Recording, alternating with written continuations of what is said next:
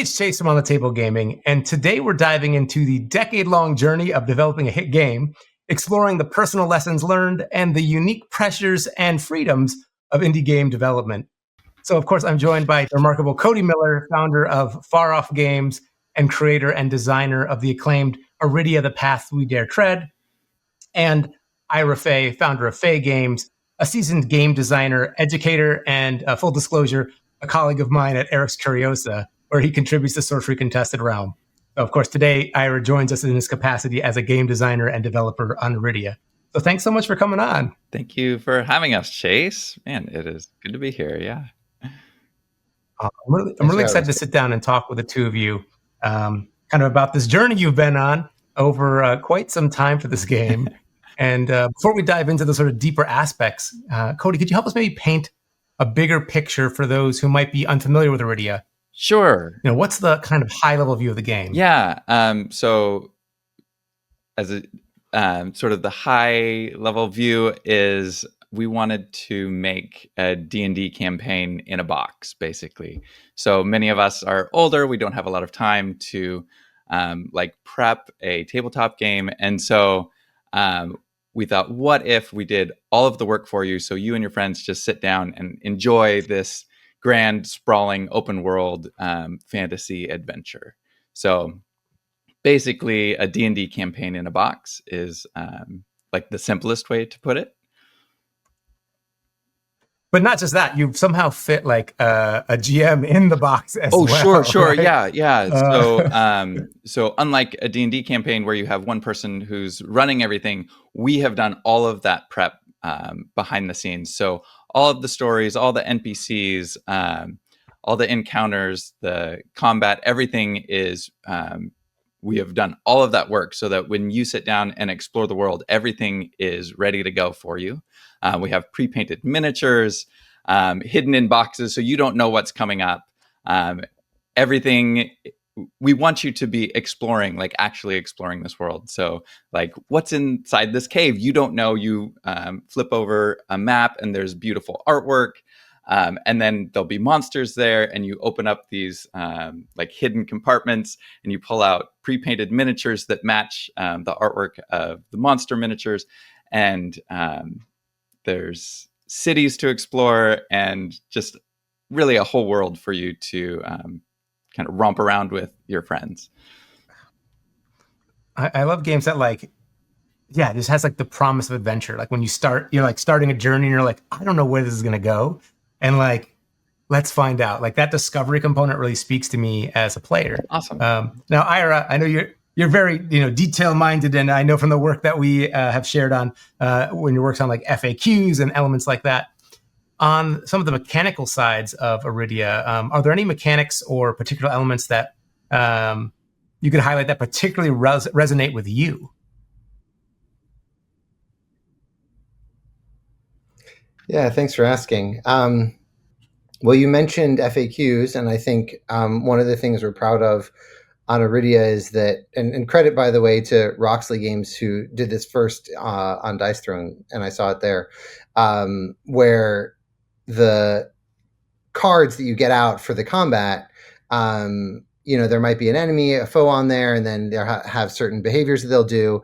And then on the back of each of those cards, there's an FAQ that sort of anticipates the questions that the players might have. And we also have those reference cards for all of their player skills. So I think that's something that I feel really proud of in the game that seems to resonate with players. I guess for myself, one of the things that I really like in the combat, which is probably one of the things that I worked on most on Arydia, is the balance between the random elements and the elements that the player has control over. So the combat system for the players generally involves rolling a d20 and adding a stat to it. And sometimes if you roll a 1, like a 1 is just always a miss. And there are always these memorable moments when, you roll a 1, you miss. And if you roll a 20, you get some bonus in the game, which are also memorable moments. And the skills that the players choose to equip. Every character has a set of 5 skills plus one character-specific skill that they can choose to equip. The way you choose to arrange those can give you more or less randomness in the way you choose to play. So, like for me, if I'm like, I want to mitigate randomness, I want to make sure I have skills that maybe don't use the die roll as much. Maybe they do automatic hits, but I don't have to, roll for that. But they might have a little lower, lower maximum potential. But then some people might really prefer these big things that do right, that like have big swings. Sometimes you're going to miss, sometimes you're going to hit and get. And so I just feel like as a player, I like that control, that I get to build my character the way I want. That's going to influence, and it's going to play into my preferred man. playstyle. Okay, and that's I think one of the things that I think is celebrated the game so much is that how you kind of strive that and balance that sweet spot. I was talking to a game designer recently about what balance means in a game. And I'd actually be kind of curious to hear your thoughts, but they were saying you don't want really perfect balance, that you want to balance your game and then like tweak it. So it's like, maybe break it like 10% because you want those swinging opportunities, because that's where the stories come from. That's like, oh my gosh, I can't believe that happened. The randomness. Does that sort of resonate with you, or do you have a view on how you balance a game, maybe particularly like this? Man, I think there's balance for Arydia is like very complicated because there's so many interlocking systems. And I think balance in a cooperative game is a lot different than balance in a competitive game, where in a competitive game, you really want it to feel somewhat fair rather than like, and you want everything to feel very viable. In Arydia, a lot of what we were trying to do with balance is sometimes we're wanting things to be very equal, but other times we want things to be very asymmetrical. So for our there's 6 different classes you can play as the paths. And we wanted those to feel very different. So for example, the Bard path is like much better in a group than it is solo. And so like we didn't want equal balance in that sense. Like we didn't want all of the paths to be perfect in solo play. We wanted some to shine in certain areas where like the warrior is going to shine, up close in physical combat. The ranger is going to be better at ranged, those sorts of things. But overall, we want it to be like a difficult choice for you. If you're drawn to multiple paths, like we want you to feel like, oh man, we are really hitting the notes that you want playing as a ranger or as a rogue, like you're hiding and you're backstabbing. And so I think we thought less about balance in the like, are all the numbers equal, but like, do things feel really well? Ira probably has. Ira thought a lot about numbers, and then I thought about numbers. It sounds like a perfect pairing here. Okay, Cody, I think you really speak to my play style. I think this is amazing. One of the things that I would do is I would emphasize like, here's the feeling I want for like a specific combat. Like I want this combat to be very hard. This person is supposed to be like a big bad. Like I want this to be like, and then Ira would say, what failure rate do you want? Like, how often do you want players to fail? What percentage? And I go, I don't know. And so we'd work on the numbers. And so I would give Ira the feeling, and then Ira would go through with Alex and Luke and Sam, our playtester associate developers, and they would playtest. We have so many playtests under the hood, and then Ira would tune the numbers so that the feeling of each combat is tuned, balanced, if you will, for the story notes that we're going for. I don't know, I'm sure Ira can speak more to exactly how we did that, but no, that resonates with me a lot, and I think the asymmetry between the player classes was really important for us because we wanted everybody to feel special in the group. So if you're playing with a ranger, like the ranger is going to feel special because they can do stuff that you can't do. And similarly, the cleric is going to be able to heal you in ways that like other people can't. And And I think that also, it's a fixed, the locations in the world are like they're what handcrafted. we've designed them to be, what they are. And so when you right, every location is handcrafted. It's Right. not randomly generated. And so if you play through the story arc once and then you're replaying the game, if you play as a different path, it will feel quite different to you, even though some of the major story beats may be similar. All of the combats should hopefully feel quite different because of the asymmetry between the classes. In terms of balancing against the foes and making sure the combats were challenging, we definitely had a level of intuition that we built up over time, that like, this is about where these numbers should be, and then through a lot of play testing we refined them. But the overall combat system has some randomness in it. The ways in which the foes activate, there's this deck that we call the threat deck, and as you flip it over, there's a resource that the enemies get called threat. And sometimes all you're doing is building up threat, and they're not doing anything specifically that turn, but you can see they're like, threat level is going up, and then when they activate next turn or whenever, it's going to be that much more dangerous. And so there's a little bit of wiggle room in the combats, where depending on the order in which the threat cards come up, depending on your dice rolls, depending on the random factors, it adds randomness, which is, I think, exciting, because you can really feel like even when you're maybe losing a little bit, you feel like, maybe the luck will turn and I'll be able to win. And sometimes when you're winning, you're like, well, I could roll 3 ones in a row and then I'd still lose. So like, there's still some tension to it. Well, so let's go kind of the big picture about the game, but let's go back to the beginning and talk about the journey behind this, the path, if you might even say. Oh, sure, yeah. So, Cody, what was the initial concept for this? Like, I want to kind of get into this idea of like, how did the game change over time? What was the inspiration to sit down and make this particular game? Yeah. So, man, it was 2014. My first game, XIA, had just like gone to print, and like, okay, we're gonna make another game, and I had a few different ideas, and this was one of them that was brewing.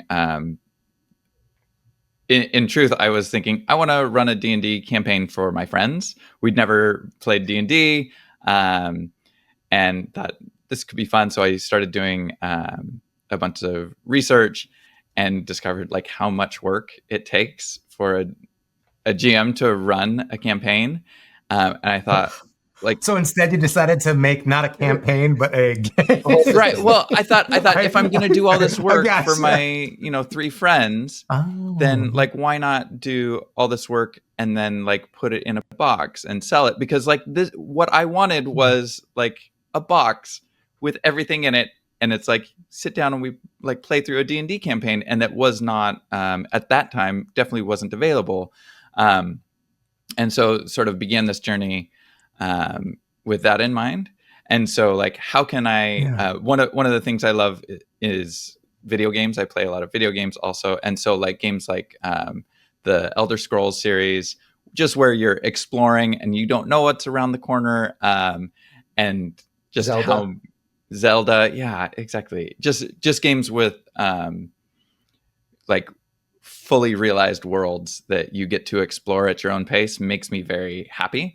And so sort of combining those two ideas, like how can we do a D&D campaign, but also make it like you get to explore it at your own pace. Like we're not directing you like level 1, level 2, level 3. You have to do it in this order. You can kind of go at your leisure, and you can find yourself like in places you should not be because you're way underleveled, and that makes me happy too. Like so a lot of my thought was around my friend group and like how can I make stories that would make them happy, and what are sort of things that play to our strengths and like my sense of humor, and just also bringing a lot of fantasy from my childhood. Lord of the Rings, obviously a big inspiration for a lot of us.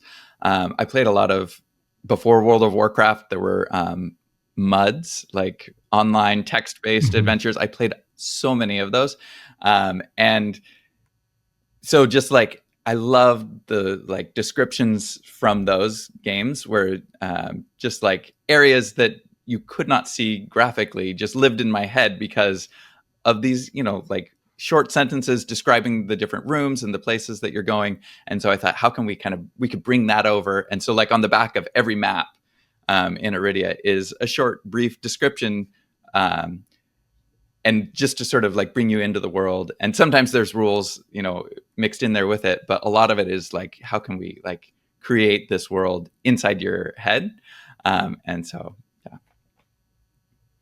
I do think. Well, and you have a background. Go ahead, Ira. Yeah. I think in 2014 there probably were some pre-made D&D adventures, but they were like a book. And that's cool. Right. Like if you know the whole D&D system and you're like already enfranchised in that, then like that can work fine for you. But if you're somebody who maybe is not familiar with it, you don't have a bunch of minis, you don't have all the maps and things like that. Like what Arydia was offering, I think, was like, you don't need to know any game system before playing Arydia. You're just like opening the box and everything in there is like, there's a tutorial system for how to play it. You have the maps, you have the minis, you have the story, you have the combat systems, like all of that in one, I think. And I think in the process of making this, we realized how much we had to build the core system. And, that was, I think, a lot of the time just shifting around, like, what do we have? Like, how does the travel system work? How does the day and night system work? Like, is there a day and night? Like, all of that stuff we were figuring out as we went, which I think was exciting, but that was probably a big part of the amount of time as well. Oh, for sure. Well, I think it's something that kind of resonates. If you play games with a group of people, inevitably at some time, someone's going to say like, man, I really like this game, but like, what if it was this other thing, right? And you have that genesis. And like, I hear that spark there. But I think what's really remarkable is it's actually really hard to get over some of those first hurdles, right? Where you're like, you know what I would want to do? Like, what if it was D&D game or like a role-playing game put in a box? It was all there. And it's like, what if? But like that, and then like, here's the box with everything in there. It's such a huge, chasm, or, it's a huge gulf to cross. Yeah. So how far into this did you start going yourself? And what were some of those first obstacles you felt like you had to overcome? And then, when did you start bringing others into the project? Because I sometimes feel like for new designers, there can sometimes be this sort of wariness to like when do you share your idea with someone else, and like you keep it secret for how long, and when do you bring other people in? Yeah. How did that trajectory work for you? Okay. Yeah. So I think as far as first hurdles, I worked on Arydia for about a year, most of 2015. And at the end of the year, I told my wife, I was like, this game is too big to make. Like it will take forever. I don't know. Like I spent a year and I have like the general idea, like I have the layout of everything, but there is so much to do. And so at that point I put it on the shelf, and then Ira called me when I started making an expansion for my first game, XIA, and we worked together on that, and that was really fun. That got out the door, and then I thought, okay, I'm going to relook at this Arydia game and put a couple more years into it. I think for me, it was just such a joy to create. Just like, oh, how can I, like making the different locations you're going to go to, doing all the world building. And so like, it was very fun, and but like a very slow process.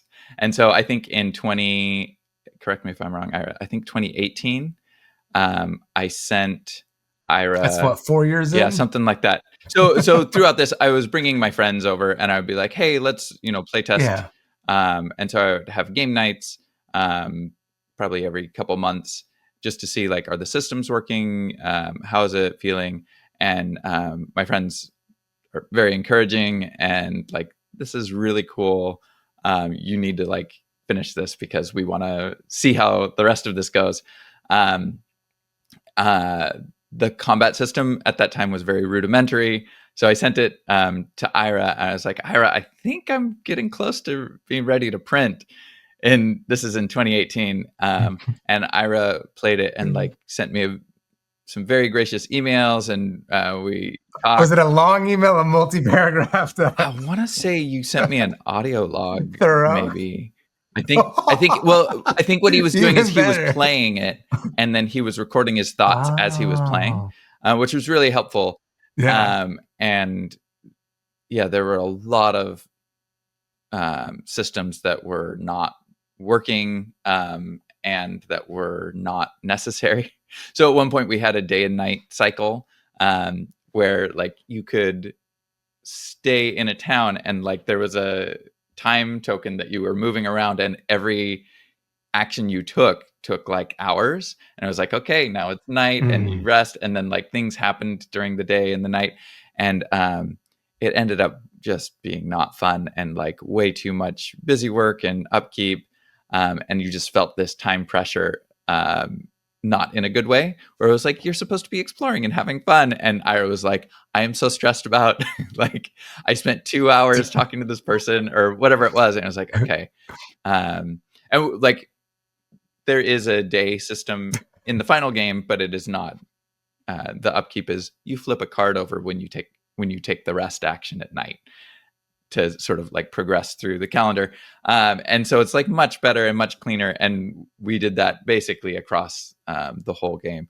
And so, Ira sort of jumped in around 2018 and then really started working with me in the combat system was where I feel like the most work was needed. So at one point he was fully just doing the combat system and I was just working on like, I've got the map and I've got all the NPCs and I've got like this crazy, it looked like a murder board for all the like NPCs and story stuff. It was super fun, but like,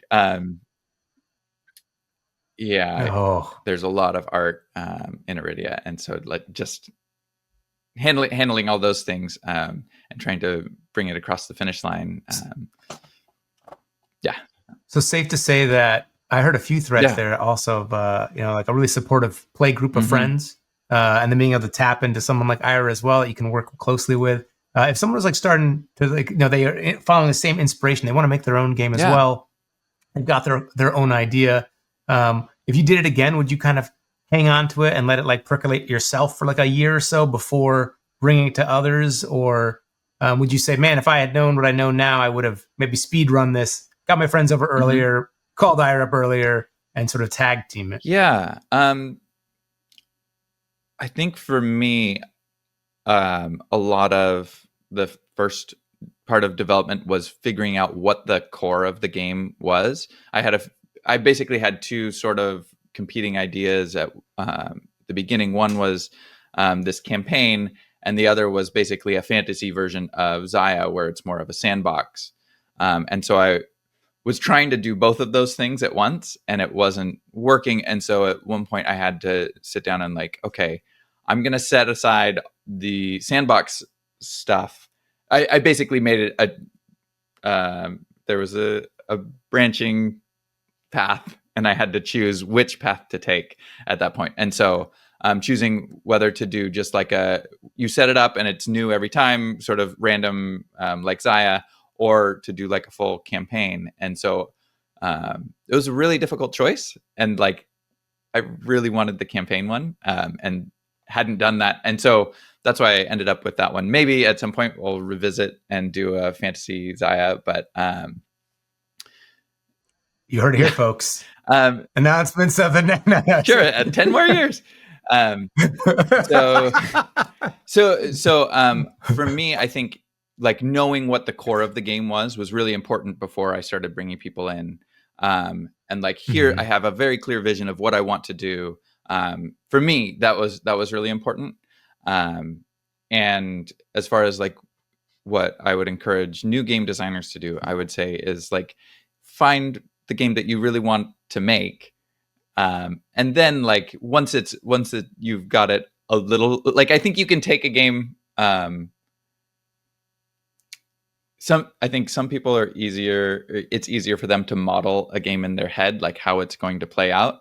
And I think that's something that you develop more over time. So like my skill as a designer, I feel like has improved over time, where I can look at the design of a game, and I can see, if I can see a bunch of things that need to be changed already, then there isn't a lot of point in me bringing somebody in. But I do think like definitely consult somebody early on, because someone might point out something very obvious of like, hey, that game already came out, and here you should look at Oh, XYZ, which Yeah. and then maybe that might dampen your fire for it, or you might go, I see what they did, but actually I'm like, I have a different idea, or Yeah. you could draw some inspiration from a similar game or something like that. But bringing somebody in, getting some consultation is, do it. And Ira, what about you? What if from the other side of things, I know you're someone who comes in oftentimes and you've got a really great mind for mechanics and rules and kind of like really translating epic encounters in a mountain into win percentage and like, but not losing the heart of it, right? I guess a few questions here, but the first one is like, how do you merge that into a situation like this where you're coming in and I guess, are there ever times where you feel like you have to, like, it's their baby, right? And are there things you've seen like, this needs to be pruned, or like we need to like undo this part? How do you navigate kind of rounding those corners on things like this? Like, is there a particular approach you have to giving this feedback, or like, how do you make that work? Because I think it's very easy to it's not necessarily easy to do what you do, but it's much easier to do what you do by itself. Having to do what you do and then integrate it into another person's vision, like that's actually the hard part. Does that just come naturally, or like how do you like think about that and approach that? Yeah, thanks for asking. I think I've had the good fortune of getting to work with Cody for a while, and we got closer and closer over this project. And, I think having a rapport with the lead and being clear that like in my own heart and, on paper and everything that I'm doing, like you're doing it to meet the vision that the lead has identified, and so you're probably thinking about some of the work that I've done on sorcery also, where like, there's a vision for where that should go. And then the goal of the rules is to support that vision, right? Like we're trying to translate a vision into mechanics. It's not like we're starting with mechanics and trying to generate a vision from that. That's the wrong way of doing it. That's the backwards way in my mind. Right. And I will say Cody in particular is a wonderful collaborator because he's very open to my ideas. I mean, if you're in an environment, if you're in a work environment where there's trust between the people, there's, a respect for what everybody's doing. There's, an interest in everybody contributing in the ways that's going to be best for themselves to bring to the project. And then you have brought people onto the project who you believe their natural talents are going to, contribute in meaningful ways. And then you just let them do what they're trying to do. Then that's a great work environment. And then you end up with a good product like that. So I feel really grateful to have been in that situation. And I can think of many, many examples where like, I was like, I think we should try this, because like, go for it. It's like, what about this? Go for it. So I was always, was there any ones that you were like, oh, this is a tough one, where it's like, mechanically it makes sense, but like, I really want it to feel this way, or like, and go to either of you, like. Totally. Yeah. So I have a couple of examples. There are some examples where I was like, I think we should do this. And Cody's like, well, I hear what you're saying, but like, that doesn't meet this goal for, design goal. It's like, okay, well then I'll let that go. And so there were times that I thought that I had a good idea, and maybe it was a good idea in some alternate reality, but like, we have to make decisions. And part of what game design is making decisions about what the game's going to be. So there were times that, I thought something might be better, but we didn't do it that way. And that was totally fine. And 99% of the time I remember like coming back to Cody a month later after playtesting more, it's like, hey Cody, by the way, that worked out great. Like that was really good advice and that was the way to go. And then sometimes a memorable scene in which people were getting tossed into the water, I was like, I think we should actually keep this pretty simple. And Cody was like, no, we need there needs to be more rules around this. Like it has to be. I was like, okay, I'll add more rules. We added a bunch more rules. It was so well simulated. The water simulation in this game is so good. I got it. It turned out that was not correct, and then we just went back. And that we found. Do you save any of these? Do you have like a junk drawer? I feel like as a kid, I remember going my first time taking the car to the mechanics, and they came back and fixed it. Like, here's a box, and I was like, "What's in the box?" And like, some of the extra parts. That is a thing, right? But do you have like an extra parts drawer of like, all these things we couldn't do, but like in the future, maybe this might be the perfect thing? Oh man, I feel like there's definitely ideas that we were like, this would be cool to do in Arydia 2 or something like that. I feel like most of the stuff we cut, it was because it didn't play well or it didn't work. There's a couple, probably the biggest thing that I think we worked on that didn't make it in was we had a fully symmetrical damage system for the players and the monsters in the game. Yeah. And we spent months working on this system, trying to get it to work. And there were some pros and cons with it.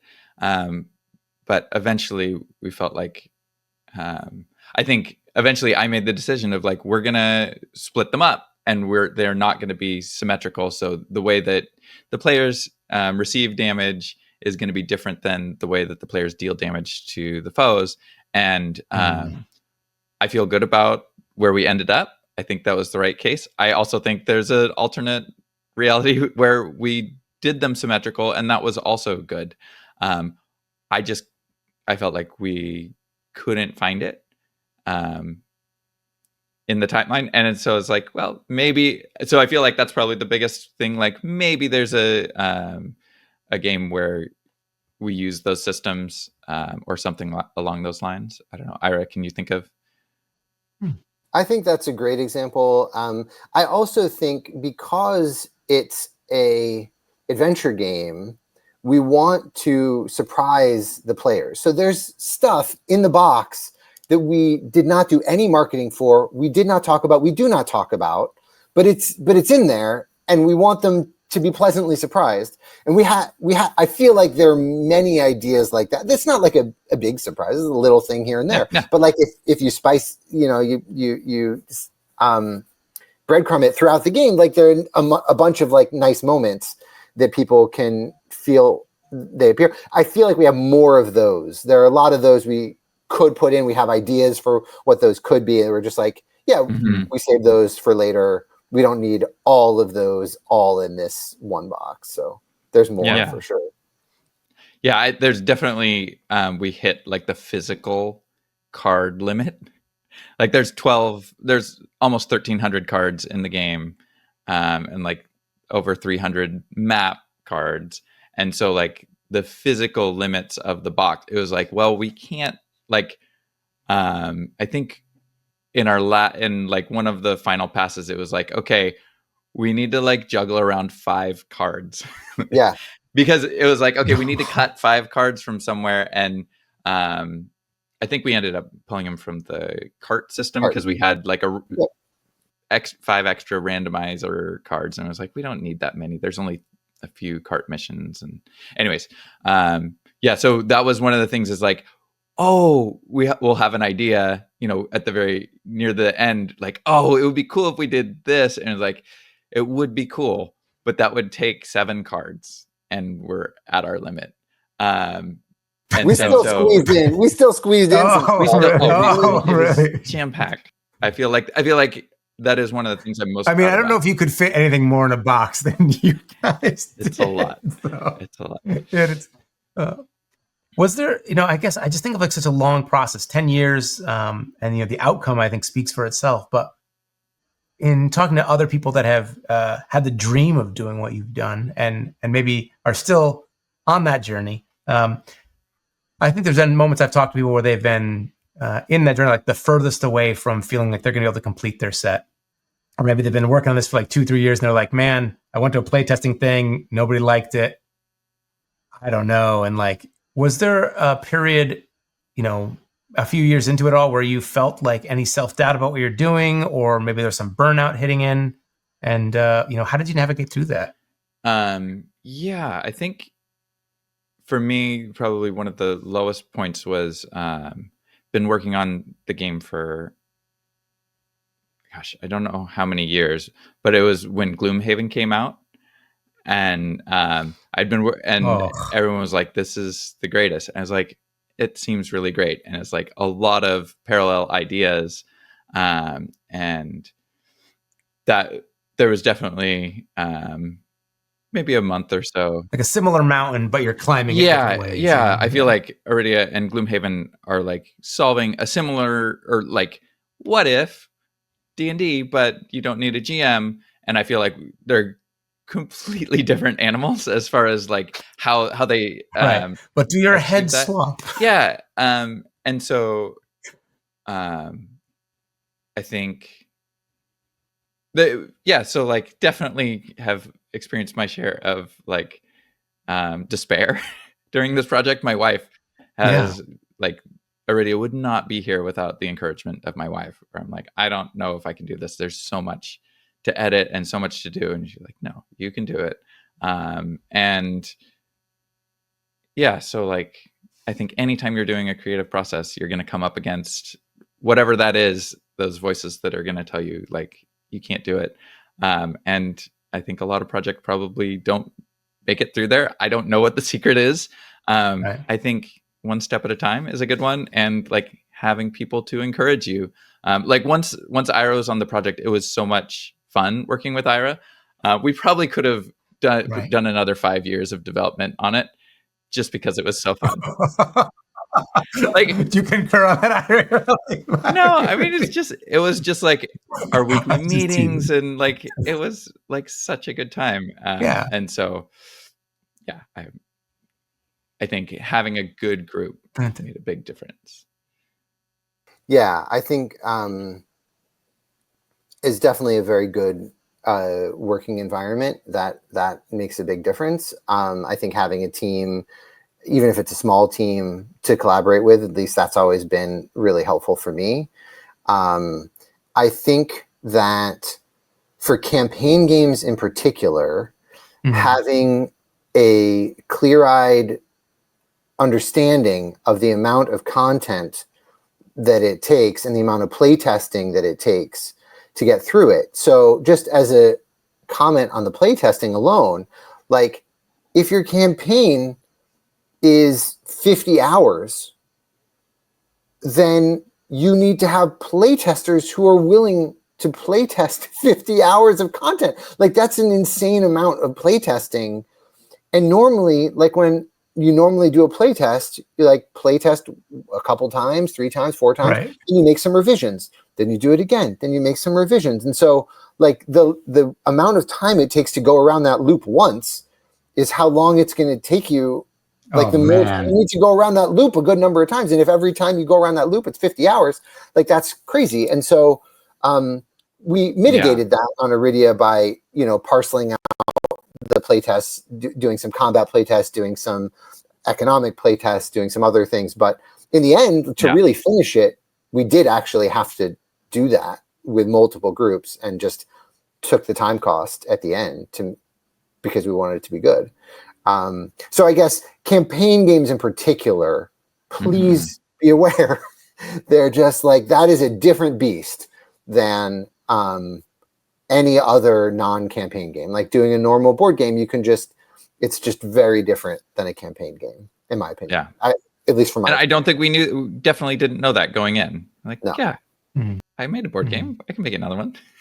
Like, yeah, campaign. It's different. Well, when you launched on Kickstarter, I guess maybe I've been walking the back. When you brought this sort of to the public, right, and people started to become aware of it, how did that change the experience for you? I mean, was that already so far into the development that it was, the ball's already rolling so much there, or did that add additional pressure, or was that like you suddenly got wind in your sails and you're like, okay, now we're getting like external validation. It's not just two people and their small playtest group and their wife being like, you can do it. Now it's like, this is cool. We want this. Yeah. Was that a turning point? I think, yeah, is it a turning point? I think it's definitely like, as a designer, you're so excited to share what you made with the world. And so BGG is Board Game Geek is where we do most of our advertising and most of our communication with our fans. And so once I started talking about it on Board Game Geek, just the excitement is very good for morale for sure. Like, wow, this looks awesome. We were able to share the cover art. Mr. Cuddington, David and Lena, they did the cover art for Arydia, and it's just beautiful. I think it's right there. It's been on my shelf since they made it, and just like inspires me. So like having good art was a big spirit lifter. And then I did some dev diaries where I shared like, here's some of the intricacies that we're working on. Those things definitely helped keep propelling, helped me feel like, people are excited about this and this could be viable. And then when we actually went on to Kickstarter and we had a very large funding goal because the game is very expensive to make, and we wanted to be realistic. Ira and I spent a lot of time in spreadsheets building out a realistic budget of like, we want to, if we clear our goal, we need to like make sure that we're able to deliver. And so like all of that, once we cleared that funding goal, then that, before then it's like I think this is going to work. And then once it's funded, it's like, this is a green light. Like, we are 100%, let's get it out the door. And so I think at that point did not realize how much development we still wanted to do. Like, the whole game was there, the whole game was playable, but it was not all great. And so, yeah, sorry, I'm rambling now. No, it's wonderful. Are you kidding me? I think that's the thing. Oh, I think for people not in the industry, I think it's like, wow, did you get to Kickstarter? And like, you hear all the success stories, right? And it's like, wow, we made the funding, it's great. And then the game goes on. But it's like, there's a lot there. And, on my end of experience in the industry, also then it's like the feedback, right? And you get so much positive feedback. Mm-hmm. And you also get the like, hey guys, like, here's a cookie. And they're like, I wanted a banana. And you're like, but I've got the cookie. You're like, and so suddenly you're in that whirlwind of just feedback, which can be so incredibly validating, but also like suddenly now like that fire hose is open and you got your designer diary and people will tell you what they think about the designer diary. Yeah. So it's, hearing, your experience with that. And then really, when is a game done? Right. Like that future development cycles. Ira, how about you? Once the Kickstarter was funded, and now you're like, okay, we got to do some polish work. Like, was the full scope of the work that you wanted to refine on the rule side like really clear to you, or were you like, yeah, no, we got like this many months left, or were you like, well, chip away at it, and you're like, oh, there's a lot more behind this door. Like, were you aware of the scope? I think that was definitely one of our biggest challenges, accurately estimating the amount of time left. And we would both be telling ourselves and each other and our wives and our families and like everything else, we're going to be done. It's going to be. And then it was like, no, we're not done yet. Yeah. And I think at some point we sort of just accepted the sort of trying to be humble about just not knowing exactly when, and knowing that we did want to finish it, but we also wanted to make sure it was meeting a quality bar that we were both proud of. And then also, I don't want to get into too many details, but obviously there were some things with Cody's, Yeah, my son got very sick about 6 months after we had funded, and he required a lot of my care, and so I stepped away from the project for. I stepped away from being full time for about 3 months. I was still working with Andrew Ronzino, who helped write some of the player character stories with me, and I was still doing like writing, editing, but I wasn't doing like game design or development as much. I would check in with Ira, and he would check in with me, and there was a lot of work still being done by Ira, and definitely, yeah. But that definitely slowed things down significantly for the project, and I think that was for me such a man. I was so positively impacted by the community, just the support and the resounding sentiment of take care of your son. We are all behind you, and like. We love games, but like family is way more important. Take as much time as you need. And so, man, just fantastic, really. And he's doing really well right now. So, like very, very intense. But like so thankful to the community. And then I feel like, Ira and the team handled so much while I was away. Sorry. I think goes back. But it turns out that estimating the full timeline from where we were at the Kickstarter, which was, we didn't release with nothing. Like we did that Kickstarter, it was not smoke and mirrors. Like it was real.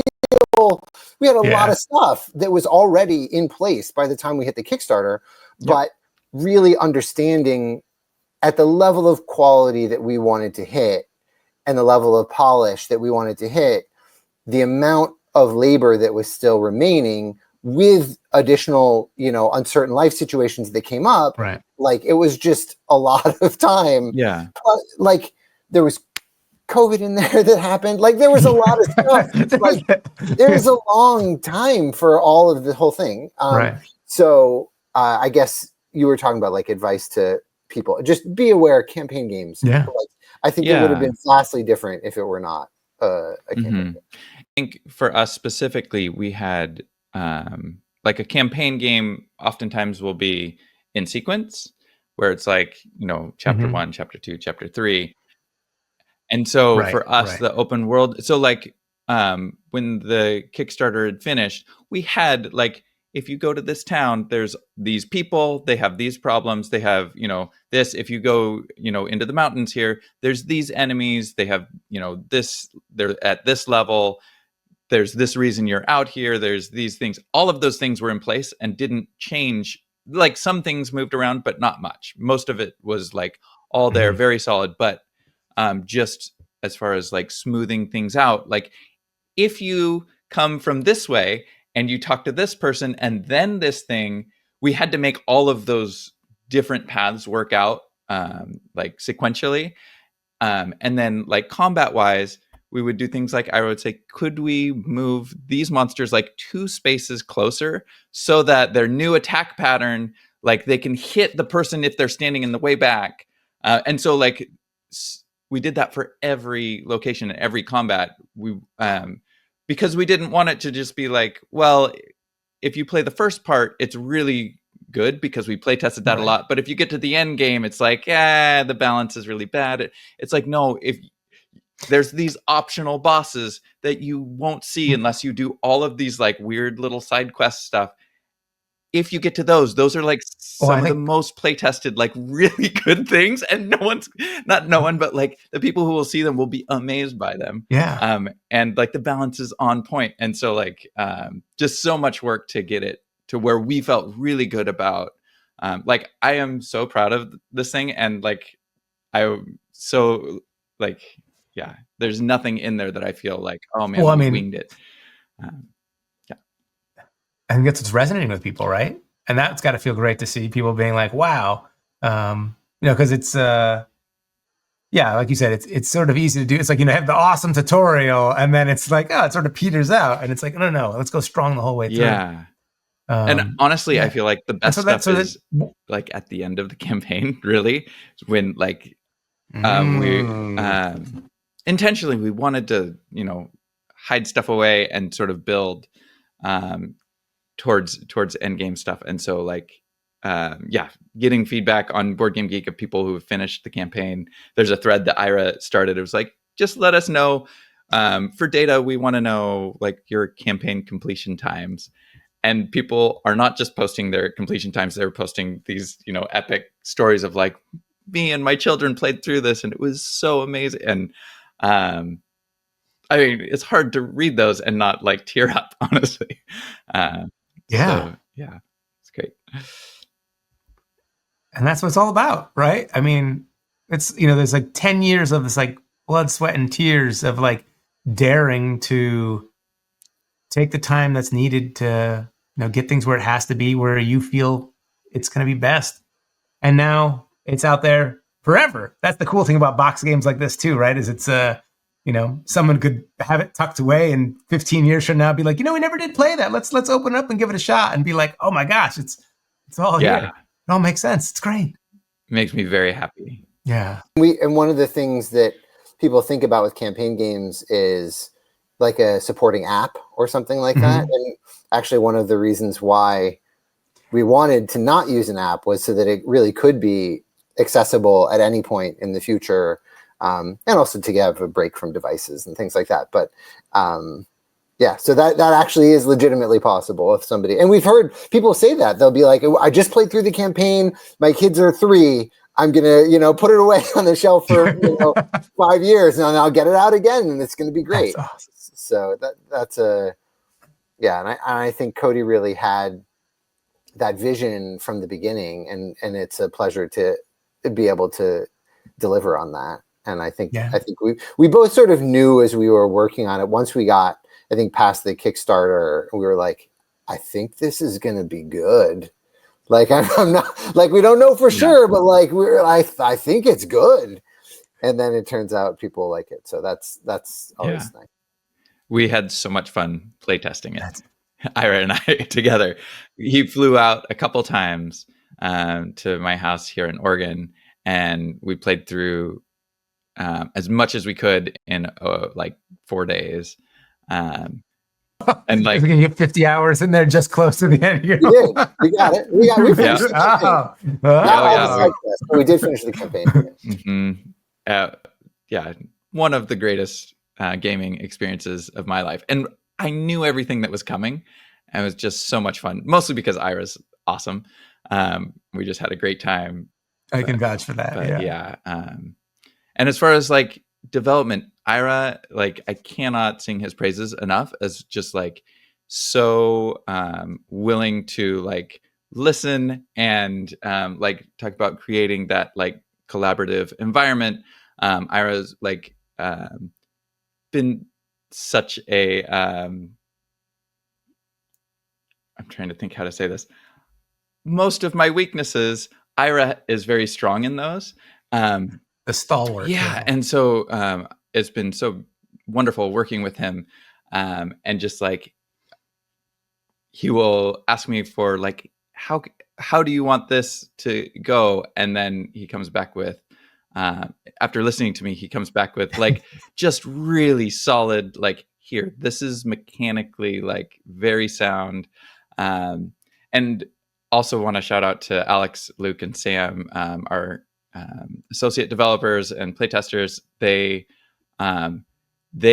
played through the game initially. We just were gonna like, okay, here, give us some feedback, and they like got the vision and were so instrumental in so many of just specifically in the combat, they were hugely helpful. And a lot of lore things they would like, hey, can we just tweak? Like Luke was really into like ants. And so minor spoiler, there's some ant stuff going on. And so he just like, can we just like change a little bit of ant society to make it? And so just like fun stuff like that. Yeah. So much better through collaboration with a group than I could have ever done by myself. It would have been a hot mess coming in completely unbalanced if I tried to wing it by myself. So, yeah.